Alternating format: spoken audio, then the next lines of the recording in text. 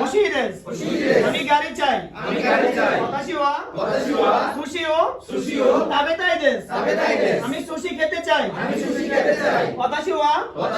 フランスへ料理を習いに行きますআমিフランスでরান্না শেখার জন্য যাব今何が一番欲しいですかএখন কি চাও新しい携帯が欲しいですনতুন মোবাইল চাই夏休みはどこへ行きたいですかগ্রীষ্মের ছুটিতে কোথায় যাবে沖縄へ行きたいです沖縄でযেতে চাই今日は疲れましたから今日は